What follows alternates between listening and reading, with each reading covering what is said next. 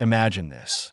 In the dead of night on a rain-slicked American highway, a decorated black Navy SEAL, a hero who's faced down terrorists in the shadows of the world, finds himself staring down the barrels of police guns during what should have been a routine traffic stop. But when the shots ring out, he doesn't go down quietly. He fights back with the precision of a warrior trained to survive. If this gripping tale of injustice, survival, and explosive twists hooks you like it should, smash that subscribe button right now for more edge-of-your-seat stories that expose the raw truths of our divided world. Because in the USA and UK, where headlines scream division and heroes are born in the fire, you won't want to miss what's coming next. Subscribe today and join the millions demanding real stories that hit hard. The story unfolded on a muggy summer evening in the outskirts of Atlanta, Georgia, where the sun dipped low behind the skyline, casting long shadows over the interstate. Marcus Kane, a 35-year-old Black Navy SEAL, recently retired after 2 decades of service that included tours in Iraq, Afghanistan, and classified operations in Somalia, was driving his sleek black Ford F-150 pickup truck home from a family barbecue. He'd spent the day grilling ribs with his sister and her kids, laughing about old times, but now, as the clock ticked past 8 p.m., he was eager to get back to his modest ranch-style house in the suburbs. Marcus was no stranger to danger. His body bore the scars of shrapnel and bullet wounds, reminders of missions where he'd lost brothers in arms. But tonight, he was just a civilian, or so he thought, cruising at exactly the speed limit, his playlist blasting classic R&B through the speakers. Little did he know, this ordinary drive would spiral into a nightmare that would shake the nation to its core. It started with the flashing blue and red lights in his rearview mirror. Marcus glanced back, his trained eyes spotting the patrol car weaving through traffic to pull up behind him. He sighed, assuming it was for a taillight or something minor. Happened all the time to guys like him. He signaled right, eased onto the shoulder, and killed the engine, hands visible on the steering wheel as per the unwritten rules every black man in America learned early. The officer approached, a burly white cop named Officer Derek Harlan, badge gleaming under the streetlights. Harlan was a 15-year veteran of the Atlanta PD, known among his peers for his aggressive style, though his record was dotted with complaints of excessive force, mostly swept under the rug.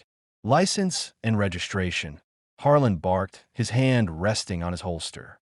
Marcus complied slowly, no sudden moves, handing over the documents with a polite, "Yes, sir." But as Harlan scanned the ID, his eyes narrowed. "Navy SEAL, huh?"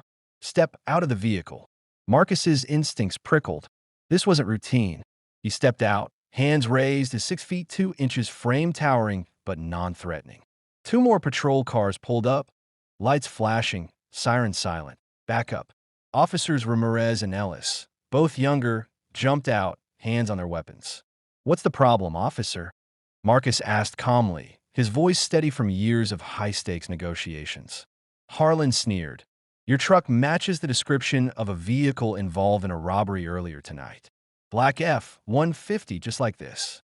Marcus's mind raced. His truck was common, but the timing fell off. "I can prove where I've been all day. Call my sister." But Harlan wasn't listening. He ordered Marcus to turn around for a pat-down. As Marcus complied, he felt the tension thicken like fog. Then a twist. Ramirez spotted Marcus's concealed carry permit in the wallet and the Glock holstered under his jacket. Legal, permitted, but to these cops, a threat. Panic set in among the officers. "Gun!" Ellis shouted, drawing his weapon. Marcus froze. "It's licensed. Hands are up." But fear overrode reason. Harlan fired first, a shot that grazed Marcus's shoulder, burning like fire. Adrenaline surged through Marcus's veins, the same rush he'd felt in Fallujah when ambushed. He dove behind his truck as more shots rang out, bullets pinging off the metal. This wasn't a stop. It was an execution attempt. In that split second, Marcus's training kicked in. He wasn't going to die on the side of the road like so many before him. He drew his Glock, aimed with lethal precision, and fired back. Not to kill, but to disable. His first shot hit Harlan's leg, dropping him. Ramirez took cover, firing wildly. But Marcus's second round shattered Ellis's radio, forcing him to retreat. The air filled with the acrid smell of gunpowder, screams echoing as traffic slowed to gawk. But this was just the beginning. As the shootout paused, Marcus yelled, "I'm a veteran. Cease fire." Sirens wailed in the distance. More cops. He knew he had to move. Slipping into the woods lining the highway, he bandaged his wound with a strip from his shirt, his mind plotting escape. Back at the scene, Harlan radioed in, "Officer down. Suspect armed and dangerous. Black male, fled on foot."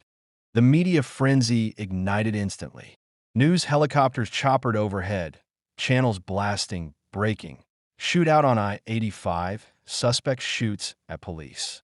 Marcus, now labeled a cop killer, hunkered down in the underbrush, phone in hand. He called his old SEAL buddy, Jake Thompson, a white ex-teammate now in private security. "Jake, it's Marcus. I'm in deep shit. Cop shot first, I defended. Need extraction." Jake, loyal to the bone, mobilized. But twists piled on. Unbeknownst to Marcus, this traffic stop wasn't random. Harlan was dirty, part of a ring of corrupt cops shaking down drivers on the interstate, targeting black motorists for planted drugs or cash. Marcus's truck had been flagged because it resembled one owned by a rival gang leader they'd extorted. The robbery was a cover. As Marcus evaded pursuit, dodging K-9 units and flashlights piercing the night, he pieced it together from overheard radio chatter. His phone buzzed. News alerts labeling him a fugitive.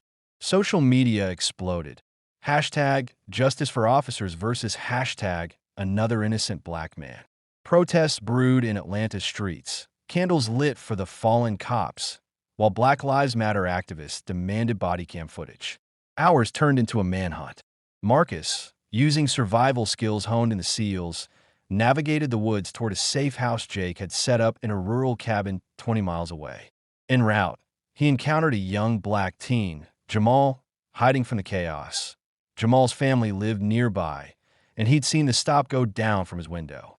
"I recorded it, man," Jamal whispered, showing shaky phone video of Harlan firing first. Twist number 1. Evidence existed. Marcus took the SIM card, promising to get it out. But as they parted, shots fired. Cops had tracked him. Marcus returned fire, wounding another officer non-lethally, buying time to flee. Dawn broke as Marcus reached the cabin. Jake was there with gear, burner phones, fake IDs, a med kit. "Brother, this is bigger than you think," Jake said, revealing intel from his contacts. Harlan's unit was under federal investigation for corruption, but the probe was stalled. Marcus's incident could blow it open. They planned to leak the video anonymously. But twist 2. Ramirez, one of the officers, had a crisis of conscience.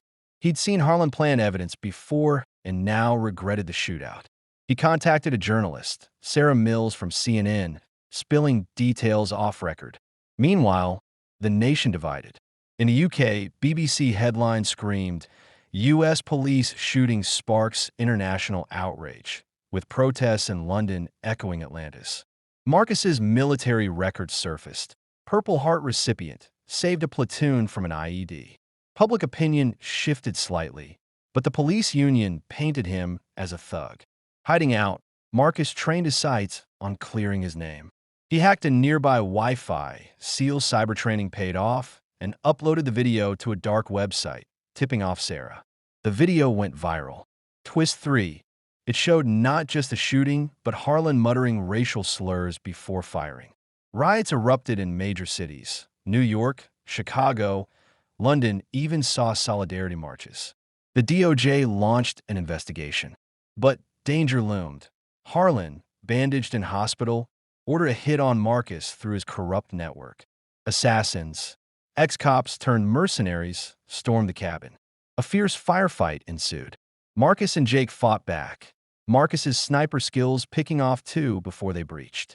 Jake took a bullet to the arm, but they escaped in Jake's SUV, racing toward Atlanta.